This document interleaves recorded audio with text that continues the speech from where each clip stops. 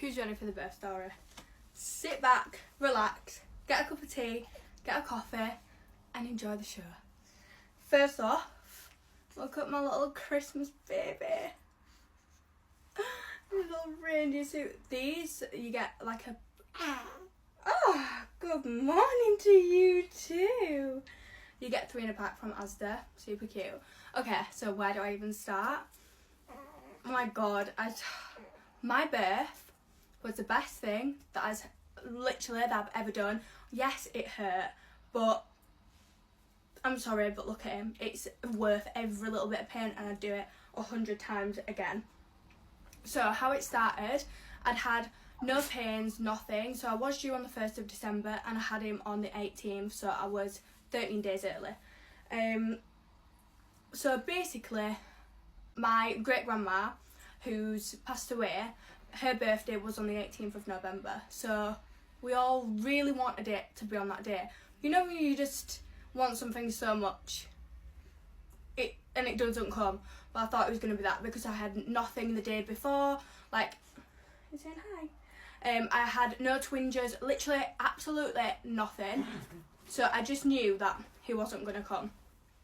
I was wrong, and he did come on that day. So basically, 2 minutes past 2 on Monday morning, my waters broke in bed. It was kind of like I was wetting myself, and I kind of stopped myself and then relaxed, and then it came out itself. So I thought, oh, I'm not actually weeing. I woke Ryan up and I was like, Ryan, my waters have broke. And he was like, no they haven't. I said, no they have. So we literally had a little cuddle, and Ryan said, I can't believe we're going to be mum and dad. Which makes me emotional because that's just the cutest thing. So anyways, hormones.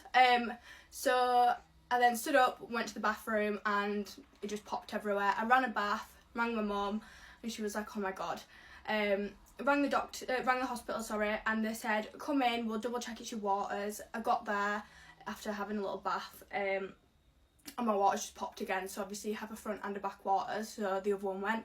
She was like, yep, your waters have gone, your labour, we can either start it here or you can go home. And I was like, I just want to be comfortable.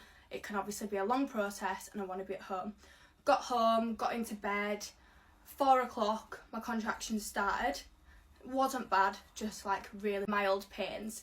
So I just texted my mum was like, just keep an eye on it, get some sleep.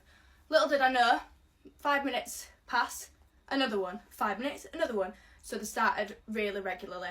Text my mum every time they came, and she was like, right, it's been an hour, I'm coming. So she came round, I was on my ball. They started to get a little more intense, but I was only breathing through them. And then by 7:30, I was in like a lot of pain. So mum gave me some paracetamol, rang the hospital and said, look, I need to come in. So I went in, we got the birthing suite, so I had a pool. And yeah, I just got relaxing, got in the pool, really nice in the water. I did actually fall getting into the water, but we won't speak about that. I held off the gas and air just as long as possible, but then I did eventually have the gas and air.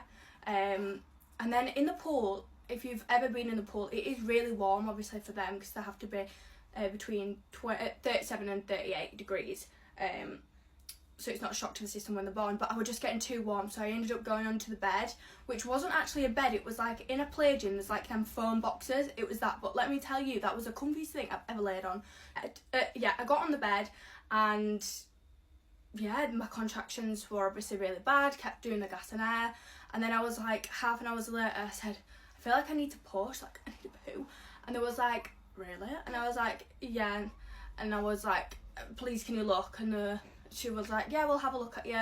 She looked, and I was 10 centimetres dilated. Before I got in the pool, they examined me, and I was 5 centimetres, so I got in the water and stuff, and then half an hour later, they examined me again after saying that I needed to push, and I was 10 centimetres. They was like, if you feel like you need to push, push.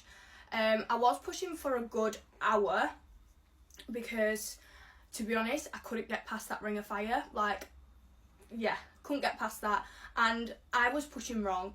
I've watched videos and they was like, oh, no, you don't push like you're having a poo, that's how you get hemorrhoids, you push like with your stomach. So I was pushing with my stomach. No, I push like you're having the biggest of your life. Just push, doesn't matter. I didn't shit myself either, which I was so scared of doing that, but I actually didn't. And yeah, after an hour and 22 minutes of pushing, his head came out, and I was like, I can feel something wriggling, and everyone was laughing. And then his body just went pew. I'm surprised he didn't shoot out of the door. It flew out that fast. But yeah, and then he was in my arms, and we did skin to skin. I gave him his bottle, and then I did have a 2nd degree tear and a graze. He's saying hi. So I did need stitches, so 20 minutes of stitching. That wasn't nice. I think I'd rather give birth than have stitches again. But let me tell you, the first week, everyone's like, it's awful. No, it's not. Well, for me, it was absolutely fine, and it didn't sting, and I was so scared. And my sister came, and she showered me, and she got me dressed, and yeah, it was just so special. And I'm getting emotional again, because if you can actually, like, if you've got a good support family or support team around you, it's literally the best feeling, because just look at him, like, I've literally got my whole world, like, and I've got the best family, and I couldn't have done it without them. Like, Ryan was so good. He was the best flannel boy ever. Like, I had the flannel on my head, and he was giving me that, and I was like, it's not cold enough, it's not cold enough. So he'd run, and then he'd put it on, and honestly, I couldn't have done it without the flannel. Birthing comb, I had the birthing comb as well, and that was good. But I couldn't have done it without my mum. Like, if you are wondering whether to just have your partner or wondering whether to have your mum as well, take your mum, because your mum's been through it before. She knows what it's like, and your mum's just your mum at the end of the day. And I'm so grateful that I got to have mine there. Yeah, and I'd do it again tomorrow. And I've literally just done my makeup for the first time, and now I'm crying, but honestly, this was the best thing that's ever happened to me in my life. Right, yeah. Honestly, it's the best thing. It's the best thing ever, and if you are worried about how you're going to get through having a baby, then just don't be worried, because you take each day as it comes. And it's so special. Anyways, that was my birth story, and it was amazing, and I'd do it all again tomorrow.